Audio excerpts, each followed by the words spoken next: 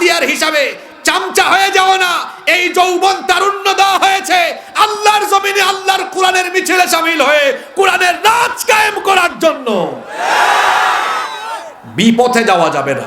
আলেম ওলামা যেখানে আমরা আছি, কোরআন আছে যেখানে আমরা আছি, কোরআন নাই যেখানে আমরা নাই। যুবক ভাইরা রাজি আছেন তো? আল্লাহ সবাইকে কবুল করেন।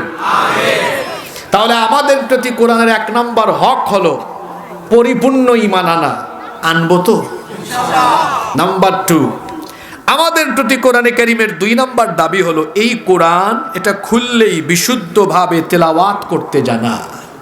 আহা, আমি দুঃখ ভারাক্রান্ত হৃদয় নিয়ে বলছি, আমাদের বাংলাদেশে বলা হয় 90% মানুষ মুসলমান। আমি জানি না আমার সাথে আপনারা একমত হবেন কিনা, হিসেব করলে দেখা যাবে 85% মুসলমান এরা বিশুদ্ধ করে কোরআন পড়তেই জানে না। আপনারা একমত হবেন কিনা আমি জানি না, কিন্তু এটাই সত্য কথা। আপনাদের কথা কি বলতাম, আমরা সফরের কারণে বিভিন্ন জায়গায় মসজিদে ঢুকি, বহু মসজিদের ইমাম সাহেবদের তিলাওয়াতও সহি না। আমি জীবনে কোনোদিন কওমি মাদ্রাসায় পড়িনি, তবে আমি এই কথাটা সব জায়গায় বলি, কওমি মাদ্রাসা এই জায়গাতে বাংলাদেশের জন্য একটা চমৎকার দৃষ্টান্ত। কওমি মাদ্রাসার এখানে যত ছাত্র দেখেছি তাদের তেলাওয়াত অত্যন্ত সুন্দর। আমাদের আলিয়া মাদ্রাসাগুলিতেও বেশ কিছু মাদ্রাসায় তেলাওয়াতের চর্চা আছে, কিন্তু বেশিরভাগ জায়গায় নেই।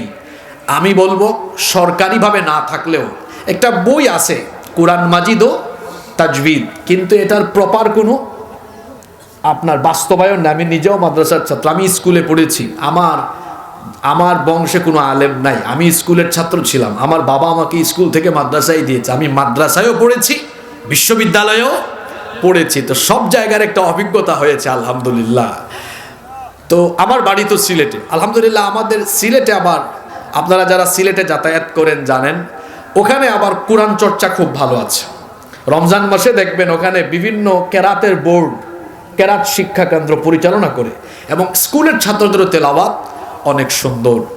তো আমি তিলাওয়াতের কথা বলছিলাম, আমি ওই দিন বগুড়ায় এশার নামাজ আদায় করছি, উনি ইমাম সাহেব প্রতিটা শব্দে শব্দে লাহনে জালি, মাখরাজ ঠিক নেই। মাখরাজ হয়তো আপনারা সাধারণ মানুষ অনেকে বুঝেন নাই, মানে প্রোনাউন্সিয়েশন, উচ্চারণ। এখন অন্যান্য ভাষা বাংলা ইংরেজি এগুলো উচ্চারণগত ভুল থাকলে সর্বোচ্চ মানুষ হাসাহাসি করবে। কি করবে? যেমন ফিউচারকে একজন পড়তেছে ফুটুরে, নাইস NICE একজন পড়তেছে নিচে, কি পড়তেছে? আপনারা এই ভুল উচ্চারণ শুনে কি করলেন? এর বাইরে কিছু আছে? নেই। কিন্তু কোরআন যদি ভুল উচ্চারণ করেন, এটা হাসাহাসিতে সীমাবদ্ধ থাকে না, এটা গুনাহের পর্যায়ে চলে যায়। রুব্বা কারিউলিল কুরআন ওয়াল কুরআনু ইয়ালআনুহু, কোরআনের এমন বহু পাঠক আছে, বহু তিলাওয়াতকারী আছে, এরা কোরআন তিলাওয়াত করে আর কোরআন তাদেরকে লানত দেয়। এরা কারা? যারা হক আদায় করে বিশুদ্ধভাবে কোরআন পড়তে জানে না। আপনি যেমন তেমন ভাবে কোরআন পড়লে চলবে না। এই কোরআন কিভাবে পড়তে হবে এই নীতিমালা কি আল্লাহ দেন নাই? কোরআনুল কারীমের ৭৩ নম্বর সূরা মুজাম্মিলের ৪ নম্বর আয়াতে আল্লাহ বলেছেন, ওয়ারাত্তিলিল কুরআনা তারতিলা, তারতিল সহকারে তাজবিদ প্রয়োগ করে তাহসিন করে বিশুদ্ধভাবে কোরআন তেলাওয়াত। এই রাতে আমি আপনাদেরকে কষ্ট দিতে চাই না, এজন্য সরাসরি আমরা আল্লাহর কালাম থেকে হেদায়াতি কিছু কথা বলার এবং শুনবার চেষ্টা করব ইনশাআল্লাহ। আল্লাহ তাআলা আমাদেরকে আমলের নিয়তে প্রতিটি কথা বলার এবং শোনার তৌফিক দান করেন, আমরা বলি আমিন। আমরা কোরআন শুনতে এসেছি। আল্লাহ তাআলা আমাদেরকে এই পৃথিবীতে পাঠিয়ে তার দায়িত্ব তিনি সম্পন্ন করেননি, বরং এই পৃথিবীতে আমরা কিভাবে চলব, চলার পথের নির্দেশিকা হিসাবে আল্লাহ তাআলা একটি কিতাব দিয়েছেন। এই কিতাবের নাম হলো কোরআনুল কারীম। এটি আল্লাহ কেন দিয়েছেন? আমরা শুধু এখান থেকে তিলাওয়াত করে ঝাড়ফুঁক করব, তাবিজ লিখব, মানুষ মারা যাওয়ার পরে খতম দিব, রমজান মাসে আমরা কোরআন খতম করব, শুধু কি এই জন্য এই কোরআন নাজিল হয়েছে? না। তাহলে এই কোরআন আল্লাহ তাআলা কেন নাজিল করলেন? কোরআনুল কারীমের 14 নম্বর সূরা, সূরা ইব্রাহিমের শুরুতে আল্লাহ বলছেন আলিফ লাম রা কিতাবুন আনজালনাহু ইলাইকা লিতুখরিজান নাসা মিনাল-যুলুমাতি ইলান-নূর। আল্লাহ তাআলা বলছেন, ও আমার হাবিব, আমি আপনার উপরেই কিতাব নাজিল করেছি যাতে করে তমসাচ্ছন্ন নিকষ কালো অন্ধকারে পড়ে থাকা মানুষদেরকে আপনি আলোর পথে নিয়ে আসতে পারেন। কিসের অন্ধকার? এই মানুষ কুফরির অন্ধকার, গুমরাহির অন্ধকার। এই মানুষগুলো মানব রচিত মতবাদ সমাজে চাপিয়ে দেওয়ার ফলে তারা অন্ধকারে নিমজ্জিত। তাদেরকে আপনি কুফরি থেকে ইমানের দিকে, দলালাত থেকে, গুমরাহি থেকে ইমানের দিকে, জাহান্নামের পথ থেকে তাদেরকে যেন জান্নাতের পথে নিয়ে আসতে পারেন। এই জন্য এই কোরআন যিনি নাজিল করেছেন তিনি কে? এটি এসেছে আমাদেরকে জাহান্নামের পথ থেকে সেফ করে জান্নাতের পথ দেখাবার জন্য। এই কোরআন নাজিল করেছেন কে? আল্লাহ। এটি আপনাকে জান্নাতের পথ দেখাবে। আপনারা জান্নাতের পথে চলতে চান তো? ইনশাআল্লাহ। যারা বললেন না আপনারা কোন ক্যাটাগরির, জবাব দিতে হবে বাবা। আমার ভাইয়েরা, যুবক ভাইয়েরা, আপনাদের কষ্ট হচ্ছে? কোরআন আমাদেরকে জান্নাতের পথ দেখাবে। আমরা কি জান্নাতের সেই পথে নিজেদেরকে পরিচালিত করতে চাই? যদি আমরা নিজেদেরকে কোরআনের দেখানো পথে পরিচালিত করতে চাই তাহলে কোরআনের হক আদায় করতে হবে। কোরআনের কি আদায় করতে হবে? কোরআনের হক কি? যে আমরা বছরে একবার মাহফিলের আয়োজন করলাম ঝাঁকজমকপূর্ণভাবে, আর সবাই দলে দলে আসলাম, কোরআন শুনলাম, ব্যাস হক আদায় হয়ে গিয়েছে? নো। মানুষের প্রতি কোরআনে কারিমের মোট হক হলো 9টি।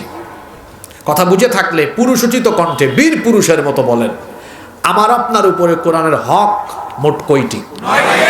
এই 9টা দাবি পূরণ করতে পারলেই কোরআন আপনাকে জান্নাতের গেইটের কাছে পৌঁছে দিবে।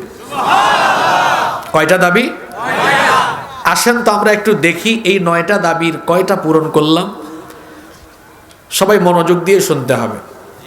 এই কিশোরগঞ্জের মানুষ, ময়মনসিংহের মানুষ, নেত্রকোনার মানুষ, বাংলাদেশের এই 3 জেলাকে সকল ঘরানার আলেম ওলামাগণ এক বাক্যে বলেন এই 3 জেলার মানুষ অত্যন্ত আলেম ওলামা প্রিয়, অত্যন্ত কোরআন প্রিয়।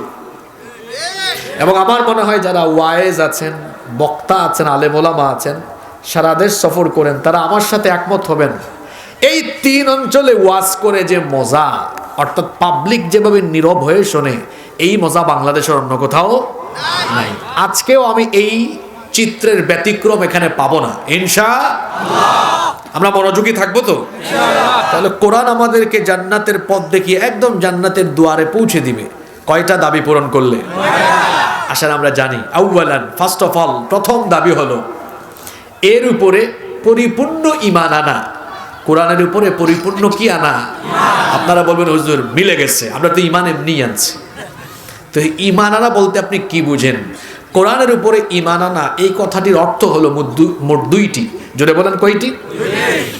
1 নাম্বার, এটি মানব রচিত কোনো কিতাব নয়, দুনিয়ার আলেম ওলামাদের দ্বারা রচিত নয়, বরং এই কিতাব যিনি নাজিল করেছেন, জোরে বলেন তিনি কে? আল্লাহ। রব্বুল আলামিন বলছেন, শোনো এই কোরআন কোথা থেকে এসেছে?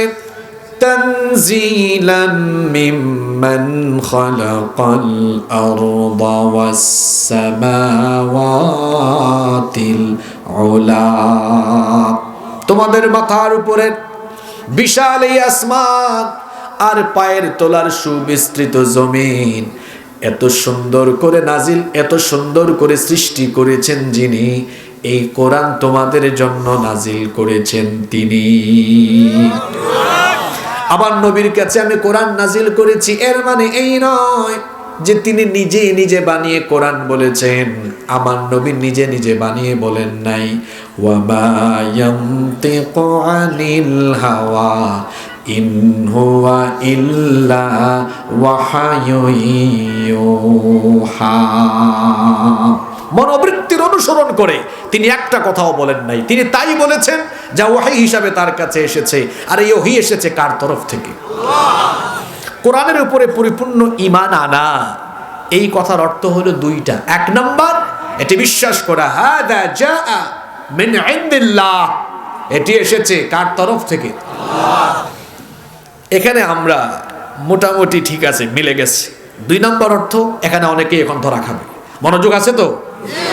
কোরআনের উপরে পরিপূর্ণ ঈমান আনা, এই কথার অর্থ হলো এই কোরআন শুধুমাত্র আমার মসজিদ মাদ্রাসা নয়, আমার ব্যক্তি জীবন, আমার পরিবার, আমার সমাজ, আমার রাষ্ট্র, আমার রাজনীতি, আমার অর্থনীতি, সকল দিক এবং বিভাগ পরিচালনার জন্য এই কোরআন হলো একমাত্র এবং চূড়ান্ত বিধান, চূড়ান্ত সংবিধান। এটা মনে প্রাণে বিশ্বাস করা আর বাস্তবে তা প্রতিফলন করা। এই জায়গাতে এসে বহু আব্দুল করিম আর আব্দুল সামাদ ধরা খেয়ে যাবে। বলবেন হুজুর কেমনে ধরা খাবে? তো একটা মিসাল দিয়ে, একটা উদাহরণ দিয়ে আপনি বুঝবেন। আপনার এলাকায় মসজিদে আগামী জুমায় যদি খতিব সাহেব বয়ান করেন, তিনি যদি বলেন আমাদের এই মসজিদ কোরআনের আইনে চলবে, সবার আগে সভাপতি হাত তুলে বলবে হুজুর আমি আপনার সাথে একমত। সেক্রেটারি, ক্যাশিয়ার, এমনকি সকল মুসল্লি বলবে হুজুর আমরা সবাই একমত, আমরাও চাই আমাদের মসজিদ কোরআনের আইনে, ইসলামের আইনে, আল্লাহর কোরআনের ভিত্তিতে চলুক। হুজুর যদি খুশি হয়ে পরবর্তী পয়েন্টে বলেন যে আল্লাহর আইনে, কোরআনের আইনে মসজিদ চলবে, সে আল্লাহর আইনে নান্দাইল, ময়মনসিংহ, এমনকি বাংলাদেশের প্রত্যেকটি জেলা উপজেলা সবকিছু চলবে, এটা বলার পরেই দেখবেন সবার আগে সভাপতি বলবে হুজুর মসজিদের ভেতরে রাজনীতি আরম্ভ করলেন কেন? মসজিদে কোরআনের আইন মানে তার আপত্তি নাই, সমাজ এবং রাষ্ট্রে কোরআনের আইন মানতে গিয়ে চেহারা কালো করে ফেলে যারা, ইমানদার নয়, ইমানদার নামের খাঁটি মুনাফিক হলো তারা। ঘুমাই গেছেন নাকি? কোরআনের এক নম্বর হক ও কি আদৌ পূরণ করতে পেরেছে? কথা বলেন না কেন? এই কোরআন কি শুধু তিলাওয়াতের জন্য, খতম পড়ার জন্য, শুধু কি ঝাড় ফুঁক দেওয়ার জন্য এসেছে? কোরআন তো শুধু ঝাড় ফুঁক আর খতমের জন্য, তাবিজ লেখার জন্য আসে নাই। আল্লাহ নবীর কাছে আল্লাহ তাআলা 23 বছরে এই কোরআন নাজিল করেছেন। আর আল্লাহ নবী এই কোরআন দিয়ে তিনি মসজিদে নববী পরিচালনার পাশাপাশি একটি সুন্দর সোনালী রাষ্ট্র পরিচালনা করে পৃথিবীবাসীর জন্য দৃষ্টান্ত রেখে গিয়েছেন।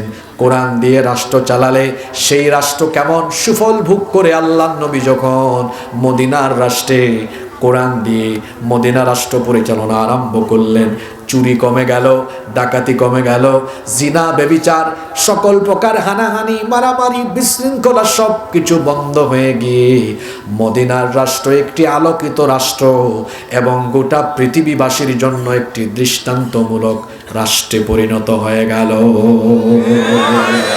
ঠিক ঠিক বলা বাদ দেন, সুবহানাল্লাহ পড়েন। মাহফিলে ঠিক ঠিক বলে আপনারা ফ্যাশন বানিয়ে ফেলেছেন। আপনি ঠিক বললেও কোরআনের কথা ঠিক, আপনি ঠিক না বললেও কোরআনের কথা ঠিক। বরং সোয়াব হবে যখন আল্লাহর বড়ত্বের কথা শুনবেন, সুবহানাল্লাহ পড়েন, আল্লাহু আকবার পড়েন, এগুলো পড়লে কি হবে? সওয়াব হবে। রাগ করেছেন আমার কথায়? আজ আমরা কোরআনের প্রথম হক আদায়ে ব্যর্থ। বলবেন হুজুর কি করে ব্যর্থ? আসুন আপনারা দেখাই। ব্যবসা প্রতিষ্ঠান সে যখন উদ্বোধন করে, হুজুর ডেকে এনে কোরআন তেলাওয়াত করে উদ্বোধন করে, অথচ সুদ ঘুষের টাকা দিয়ে তার ব্যবসা প্রতিষ্ঠান উদ্বোধন করছে। তার ব্যবসা প্রতিষ্ঠানে 2 নাম্বারই করছে, মিথ্যা কিংবা প্রতারণার আশ্রয় নিচ্ছে। কোরআনের তেলাওয়াত আছে কিন্তু ব্যবসা প্রতিষ্ঠান পরিচালনায় কোরআনের কোনো আমল নাই। বিবাহ শাদীতে দেখা যায় প্রতিটি বাড়িতে নাচ গান হুরুস্তুল হচ্ছে, আবার বিবাহের দিনে হুজুর ডেকে এনে বিবাহের খুতবা দেওয়া হচ্ছে।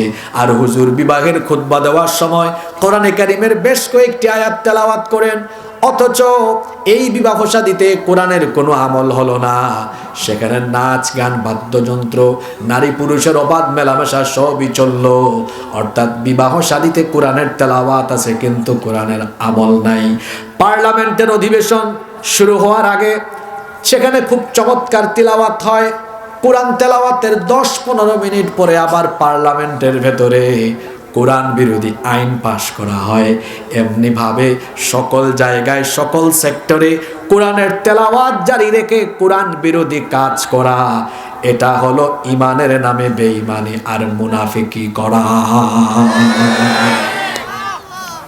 কথা কি বোঝা যায় না কোনো সমস্যা হয়? তাহলে আমার আপনার প্রতি কোরআনের প্রথম হক পূরণে আমরা কতজন সফল হয়েছি, এটা আজকে আমাদের বিবেকের দরজায় করাঘাত করা দরকার। আমাদেরকে ঈমান আনতে হবে এইভাবে। এই কোরআন শুধু আমাদের গ্রামের মসজিদ নয়, বরং এই কোরআন আমাদের পরিবার, আমাদের সমাজ, আমাদের রাষ্ট্র পরিচালনার জন্য এই কোরআন এনাফ ইজ এনাফ। এর বাহিরে আর কোনো কিছু আমাদের জন্য উত্তম থাকতে পারে না। তাহলে আমরা এবার ডিসিশন নেব। নাও টেক ইউর ডিসিশন। এখন আপনি সিদ্ধান্ত নেন, আপনি কি আপনার জীবন পরিচালনায়, জীবন বলতে আপনি কি বুঝেন? আপনার জীবনে যা কিছু আছে, আপনি যা কিছু করেন এই জীবনে, আপনি ব্যবসা করেন, চাকরি করেন, রাজনীতি করেন, আপনি যাই করেন না কেন, জীবনের সকল সেক্টরে আল্লাহর বিধানকে মাথা নত করে মেনে নেওয়ার নাম ঈমান। এই 1 নাম্বার দাবি কি পূরণ করতে পারবো? আগামীকাল সকালবেলা দেখা যাবে আমার ভাই, তোমার ভাই, অমুক ভাই, তমুক ভাই, আমার ভাইয়ের চরিত্র ফুলের মতো পবিত্র, নামাজ পড়ে না 1 ওয়াক্ত, এ সুযোগ পেলে গাঞ্জা খায় 5 ওয়াক্ত, ও শয়তানের ভক্ত, ও জাহান্নামের তক্ত। একজন মুসলমান পৃথিবীতে সে কারো চামচায় পরিণত হবে না। যুবকদেরকে বলছি, কারো